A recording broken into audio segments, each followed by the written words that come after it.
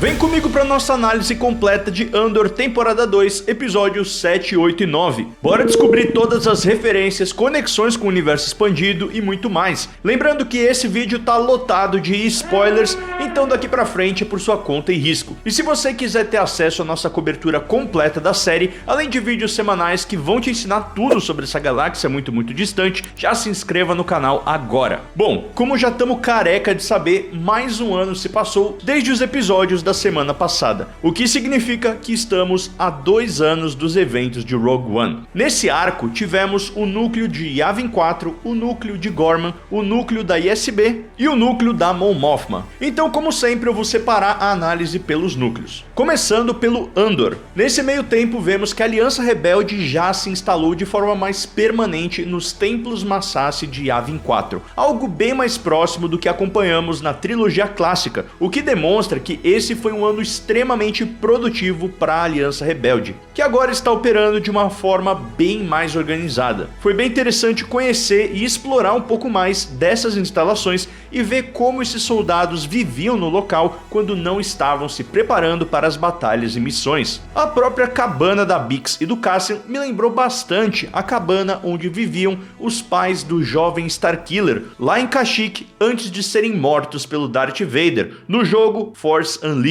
E as estruturas construídas na floresta lembram muito a lua florestal de Endor, onde viviam os Ewoks. Aqui encontramos Cassian e Bix finalmente em uma situação mais confortável e mais estável. Ao que parece, depois da morte do Dr. Gorst, a Bix conseguiu largar os bastões da morte e agora está finalmente saudável. Infelizmente, o mesmo não pode ser dito sobre o Cassian, que tem um ferimento de blaster nas costas que se recusa a curar. Ferimento esse que acaba desempenhando um papel importante nesse começo de arco. Mais tarde, a Bix tenta convencê-lo a se tratar com uma curandeira da força, e foi legal ver a força finalmente sendo abordada nessa série, que é muito conhecida por ter uma abordagem muito mais pé no chão e realista. Inclusive, essa reação mais cética do Cassian é um reflexo da sua própria mãe, que também torcia o nariz para a força. Mas a reação dos dois, tanto a Marva quanto o Cassian, era muito comum na galáxia. Vemos esse mesmo ceticismo presente no Han Solo, lá em Uma Nova Esperança. Não eram todos da galáxia que conheciam, entendiam ou até mesmo acreditavam na força. Portanto, indivíduos como os curandeiros da força, os Jedi, os guardiões dos Whills, chegavam a ser até mal vistos ou até zombados pelas pessoas comuns que não acreditavam na força. Dito isso, a percepção do Cassian começa a mudar depois dele ver que a curandeira da força conseguiu sentir a sua ferida e toda a angústia e o peso que a sua jornada estava imprimindo sobre ele até esse momento. As curandeiras da força ocupavam uma posição que existia há milênios. Elas geralmente utilizavam até de cristais especiais e serviam não apenas em hospitais e instalações médicas, mas também em campos de batalha durante tempos de guerra e crise. Mas talvez a coisa mais interessante dessa cena seja justamente a percepção da curandeira em relação ao Cassian. Ela o vê como um mensageiro, alguém que carrega um propósito, tendo um papel importante a desempenhar na história da galáxia. E para mim, isso casa muito com o que eu senti em relação ao personagem nessa temporada como um todo até aqui. Se na primeira temporada e até em Rogue One o Cassian funcionava mais como um personagem coadjuvante que acabava sendo levado pela trama, aqui nessa temporada ele tem sido o personagem principal da narrativa, tendo um papel de maior destaque e sendo um protagonista ativo. Dá pra ver que esse cara comeu o pão que o diabo amassou, mas ele continua firme. Ele sabe que ele tem uma missão a completar e não vai descansar até cumpri-la, custe o que custar. E pra mim, isso completou o personagem aos meus olhos. Eu nunca fui muito fã do Cassian como personagem, eu sempre achei ele um bom coadjuvante, mas eu nunca tinha visto ele como um protagonista. Mas essa fala da curandeira, ela conseguiu mudar a minha percepção. Ele é aquele cara que vai aos trancos e barrancos, tira a força de onde nem ele sabe, mas eventualmente ele vai conseguir conquistar o seu objetivo e, enfim, descansar.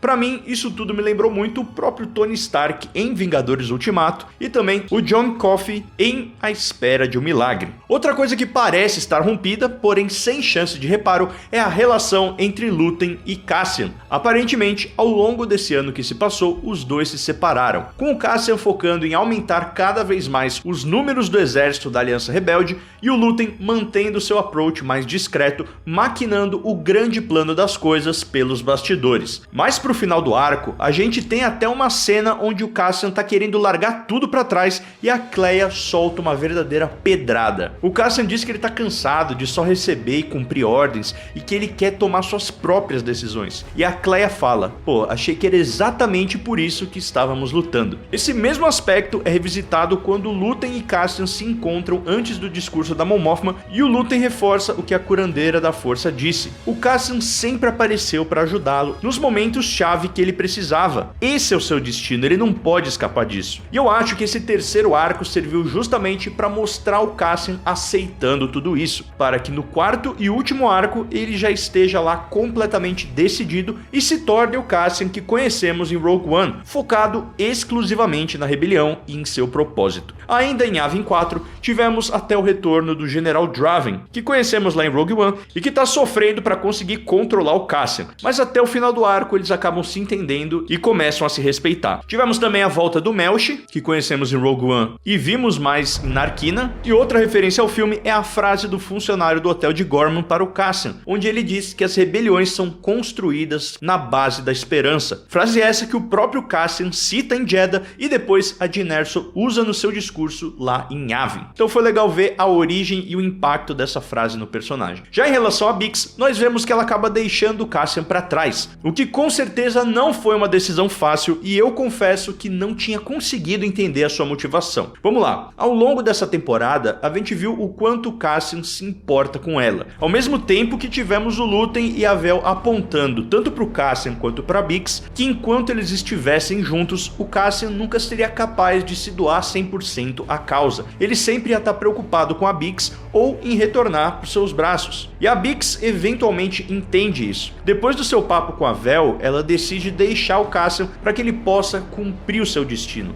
algo que ela mesma sentiu após o encontro deles com a curandeira da força. Mas eu fiquei também com uma sensação de que tem mais uma coisa aí. Do mesmo jeito que eu achava que eles tinham se casado, eu também acho que a Bix possa estar grávida do Cassian e que para proteger o seu bebê e carregar esse legado do Cassian para frente, ela precisaria deixá-lo. Que assim, se o Cassian já não se doava 100% por conta da sua esposa, imagina se ele soubesse que ele ia ter um filho. Isso faria com que ele quisesse largar tudo para trás e ficasse com a sua família. E é justamente por isso que eu acho que ela pode estar grávida. E que seria justamente por saber que o Cassian tem um propósito a cumprir que ela tomou essa decisão difícil de deixá-lo. Se você assistir a cena de novo com essa perspectiva, a cena vai ficar ainda mais triste. E tem uma hora que ela fala que ela tá escolhendo pelos dois, mas não necessariamente ela tá escolhendo pelo casal, pode ser ela e o bebê. Então eu fiquei com isso na cabeça, mas me conta aí nos comentários se você acha que é uma teoria que tem sentido ou se eu tô viajando. Já no núcleo imperial, tivemos a menção a Eadu pelo Partagás ao brifar a Dedra. Eadu era o mundo chuvoso imperial localizado na orla exterior e que conhecemos em Rogue One, sendo o local onde Galen Erso, o pai da Jyn Erso e engenheiro responsável pela falha da Estrela da Morte, acabou sendo assassinado. E aqui a gente vê que realmente a paciência do Império acabou. Eles estão com a urgência de retirar Calcita o mais rápido possível, e com isso eles começam a acelerar de forma bem agressiva o conflito com os Gorman, o que eventualmente culmina no massacre de centenas de inocentes, e tudo isso vindo de uma ordem direta da Dedra, o que faz até com que ela sinta na pele o peso das decisões difíceis de uma guerra, e por conta disso ela tem um verdadeiro ataque de pânico. E eu lembro que na época do trailer a gente até estava cogitando que isso poderia ser uma cena do Darth Vader enforcando ela com a força, por conta da cara de desespero dela, mas realmente foi um momento de total descontrole emocional, algo que a gente só tinha visto na personagem no final da primeira temporada em Ferrix. Já o Syril teve a conclusão do seu arco numa jornada bem interessante, mas com um final que me deixou um pouco ressabiado. A gente vê que o Syril finalmente começou a entender que ele foi feito de fantoche, mais uma vez, tanto pela Dedra quanto pela ISB, e o objetivo deles não era o mesmo que ele acreditava. No final das contas, o Syril acabou sendo apenas um instrumento para alimentar o caos e incitar ainda mais o conflito entre a frente de Gorman e o Império. Ele, que é um cara que sempre quis cumprir a lei e trazer a ordem, acabou percebendo tarde demais que ele estava do lado errado da história. É a velha máxima do antigo provérbio: o caminho para o inferno está cheio de boas intenções. Mesmo Syril tendo intenções que ele julgava como nobres e boas, suas ações acabaram levando a consequências consequências negativas e não intencionais. Isso fica muito exemplificado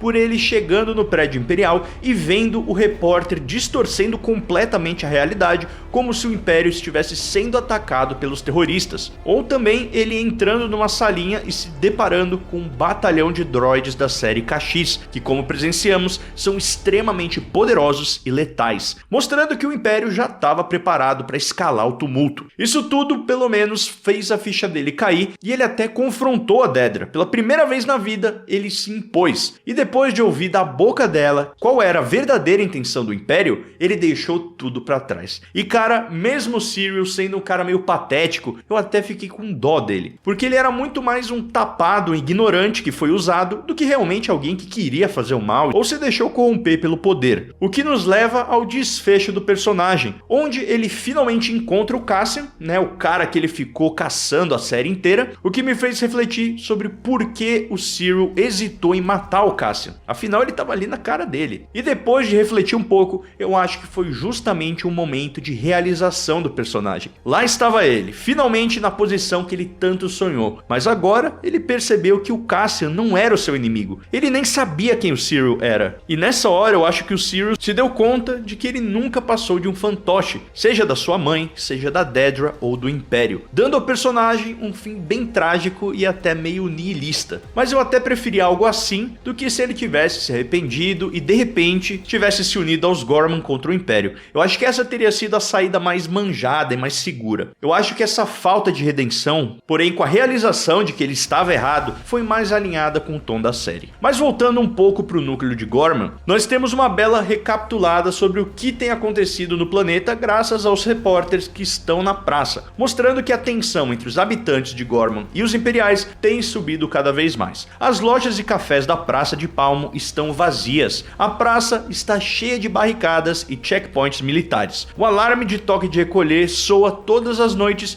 e o negócio tá ficando cada vez mais feio. Exatamente como Lúthien e a Dedra planejavam. A tempestade perfeita está se formando. Acompanhamos o dilema do lado da frente de Gorman entre cair lutando ou seguir resistindo de forma pacífica para que as coisas não escalem. Do outro lado, vemos a chegada das tropas imperiais que são deliberadamente inexperientes, onde se espera que elas consigam conter uma multidão e eventualmente falhar, causando o caos que o Império precisa. Tudo isso sob o comando do Capitão Kaido, que passou por cima do comando da Dedra. O que nos leva ao massacre de Gorman em si. Tava claro que a praça estava sendo preparada para uma emboscada, algo que só foi percebido pelo Cassian e pelo pai da Enza. Dito isso, o 8º episódio fez um bom trabalho em conduzir a tensão da cena, com os TIE Fighters dando rasante, o começo da treta toda vindo de um fogo amigo intencional e, claro, a trilha sonora numa crescente sem fim, e de repente parando com o início dos tiros e a chacina. Eu achei que o massacre de Gorman passou uma vibe muito parecida com alguns episódios de Game of Thrones. Claro, não no sentido de violência gráfica, mas no choque de ver o desenrolar de eventos de uma forma tão visceral. Até mesmo com os droids Kashyyyk chegando e o peso dos golpes deles. Foi uma parada muito ameaçadora. Inclusive, eu já fiz um vídeo falando sobre os droids mais perigosos da galáxia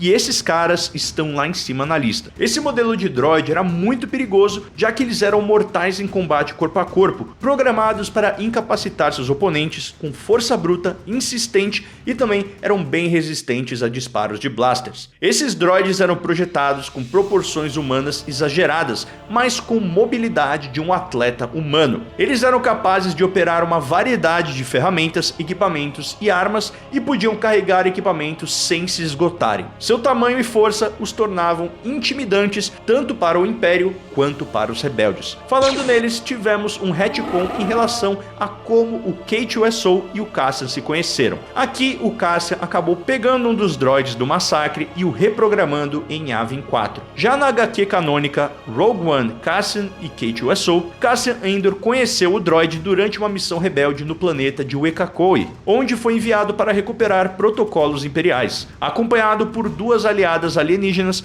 Cassian acabou enfrentando o droid imperial após acionar um alarme na base inimiga. Após a sua luta, ele conseguiu desativar o droid e iniciou um processo de apagar a sua memória, que acabou sendo incompleto. Mesmo com parte da memória ainda ativa, K2SO colaborou com Cassian e suas aliadas para escapar, fingindo que eles eram seus prisioneiros. Durante o confronto com os Stormtroopers, o caça conseguiu reprogramá-lo completamente, fazendo com que o droide abandonasse sua lealdade ao Império, e assim nasceu a parceria entre os dois, que se tornaria fundamental para os eventos de Rogue One. Particularmente, eu prefiro a versão dos quadrinhos, mas também não me importo tanto com essa mudança, porque eu acho que ela acabou encaixando melhor na história que a série precisava contar. De qualquer jeito, o 8º episódio termina com uma transmissão contando sobre os horrores que aconteceram na Praça de Palmo. Basicamente um pedido de socorro de Gorman a toda a galáxia, mostrando que hoje foi a vez de Gorman, mas amanhã poderia ser a vez de qualquer outro planeta. Os eventos do massacre e essa transmissão acabam chegando até Coruscant, compelindo Mon Mothma e os políticos a tentarem tomar alguma providência. O que nos leva a Coruscant,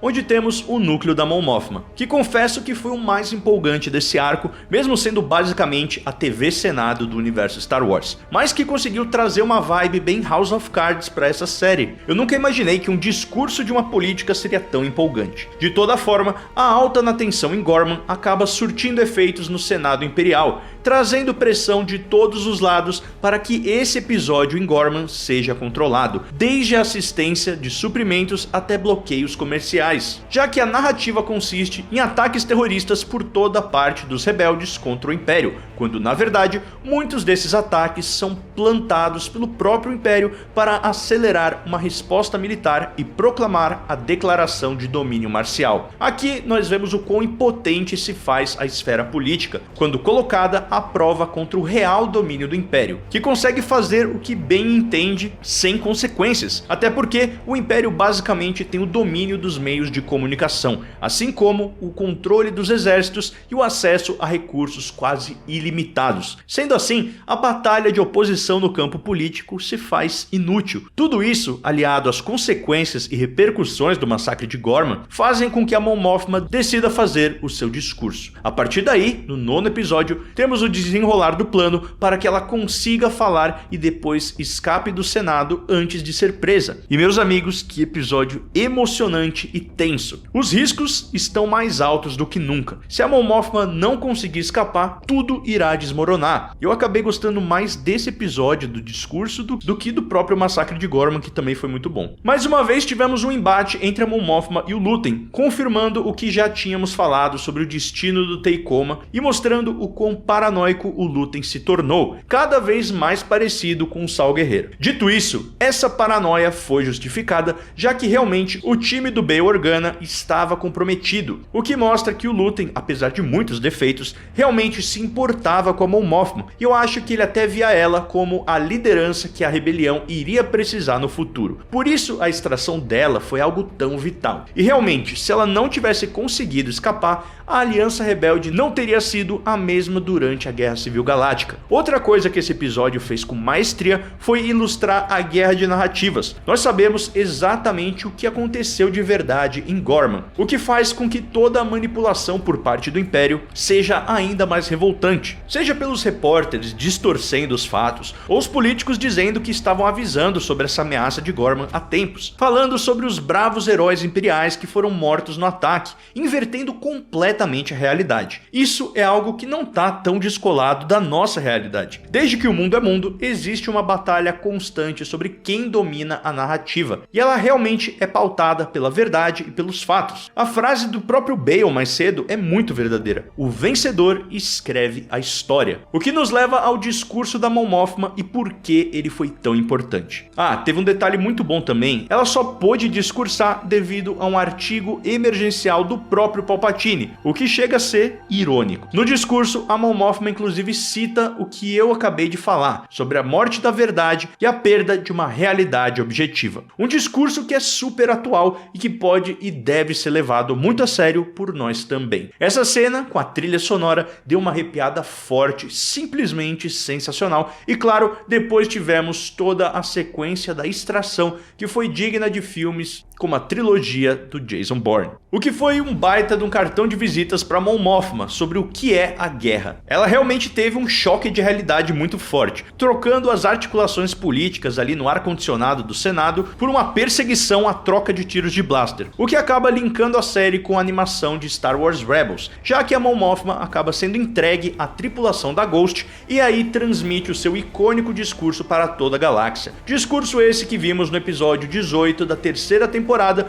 no que ficou conhecido como a Declaração da Aliança Rebelde. A partir desse momento, a maioria das células insurgentes rebeldes se uniriam sob uma só liderança, conseguindo enfim se organizar para combater o Império durante a Guerra Civil Galáctica. Nascia assim a Aliança Rebelde. No geral, eu acho que esse arco foi muito bom. Com certeza voltou a ter um ritmo interessante para a série, com a conclusão do arco de Gorman e o episódio do discurso. E eu acho que esse arco entrega muito bem a temporada para ser concluída no arco final e dá aquela amarrada com Rogue One. Eu espero muito que a temporada acerte o pouso e que tenhamos um último arco bem épico e grandioso para fechar com chave de ouro essa temporada. Bom, essa foi a nossa análise completa. Se você curtiu, deixa o like e comente bem-vindo à Rebelião se você é um dos mandalorianos brabos que ficam até o final do vídeo. Gostaria de agradecer também o Houston por ser um membro apoiador. Vejo vocês na próxima e this is the way.